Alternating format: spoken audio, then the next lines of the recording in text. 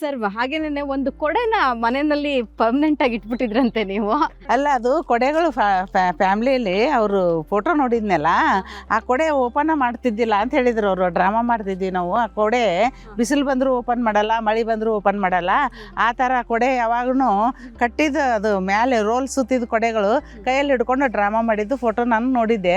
ನಾನು ನಗಾಕತ್ತಿದ್ದೆ. ಅವಾಗ ಹೇಳಿದ್ರು, ಇಲ್ಲ ಕೊಡೆಗಳು ನಾಟಕ ಡ್ರಾಮಾ ಮಾಡಿದ್ವಿ ನಾವು ಅಲ್ಲೇ ಕಾಲೇಜಿನಲ್ಲಿ ಅಂತ ಹೇಳಿದಾಗ ಅದು ಫೋಟೋ ಇವಾಗೂ ನೆನಪಿದೆ. ಅದು ಇದೆ ನಮ್ಮ ಮನೆಯಲ್ಲಿ. ತಂದೆಯವರು ಆಲ್ರೆಡಿ ಲಾಯರ್ ಆಗಿ ಪ್ರಾಕ್ಟೀಸ್ ಮಾಡ್ತಾ ಇದ್ರು. ಸೊ ನೀವು ಕೂಡ ಲಾಯರ್ ವೃತ್ತಿಯನ್ನ ಆರಿಸ್ಕೊಂಡಿದ್ದು, ಲೀಗಲ್ ಕಡೆ ಬಂದಿದ್ದು ಯಾಕೆ ಸರ್? ನಾನು LLB ಕಲಿಬೇಕಂತ ಹೇಳಿ ಕಲಿತೆ. ನಾನು ಕೆಲವರು ಬೈ ಚಾಯ್ಸ್ ಇರೋದಿಲ್ಲ, ಬೈ ಆಕ್ಸಿಡೆಂಟಲ್ LLBಗೆ ಬರ್ತಾರೆ.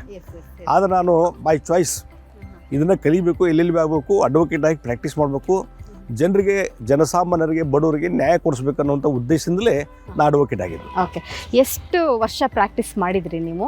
ಎಷ್ಟೆಲ್ಲ ಕೇಸಸ್ಗಳನ್ನ ಅಟೆಂಡ್ ಮಾಡಿದ್ರಿ? ನಾನು ನೋಡಿ ಸುಮಾರು 15ರಿಂದ 16 ವರ್ಷ ಪ್ರಾಕ್ಟೀಸ್ ಮಾಡಿದೆ. ರೋರಿಂಗ್ ಪ್ರಾಕ್ಟೀಸ್ ಇತ್ತು. ನಾನು 3ನೇ ವರ್ಷ ಪ್ರಾಕ್ಟೀಸ್ ಚಾಲೂ ಮಾಡಿ 3ನೇ ವರ್ಷಕ್ಕೆ ನಮ್ಮ ತಂದೆಯವರು ಆಲ್ಮೋಸ್ಟ್ ಎಲ್ಲ ಫೈಲ್ ನನಗೆ ನಡೆಸ್ಲಿಕ್ಕೆ ಕೊಟ್ಬಿಟ್ರು. ಡೈಲಿ ಸುಮಾರು ಒಂದು 25ರಿಂದ 30 ಕೇಸು ನನ್ನ ಡೈರಿಯಲ್ಲಿ ಇರ್ತಿದ್ವು. ಬೆಳಿಗ್ಗೆ ನಾನು 11 ಗಂಟೆಗೆ ಹೋದರೆ ಕೋರ್ಟಿಗೆ, ಸಾಯಂಕಾಲ 6 ಗಂಟೆವರೆಗೆ ಕೋರ್ಟಲ್ಲಿ ಇರ್ತಿದ್ದೆ. ಮತ್ತು 6 ಗಂಟೆಯಿಂದ ಕಚೇರಿಗೆ ಹೋಗಿ ರಾತ್ರಿ 9ವರೆಗೆ ಕಚೇರಿಯಲ್ಲಿ ಕ್ಲೈಂಟ್ಸ್ ಕೂಡ ಮತ್ತೆ ಸಮಾಲೋಚನೆ ಮಾಡ್ಕೊಂಡು 10ವರೆಗೆ ನಮ್ಮ ಮನೆಗೆ ಬರ್ತಿದ್ದೆ ರಾತ್ರಿ ಕಂಟಿನ್ಯೂಸ್. ಅಲ್ಲ, ಸೋತು ಕೇಸ್ ಸ್ಟಡಿ ಮಾಡ್ತಿದ್ರು ಅವ್ರು, ಗೆದ್ದದಲ್ಲ, ಸೋತಿದ್ದು ಸ್ಟಡಿ ಮಾಡೋರು ಇವರು.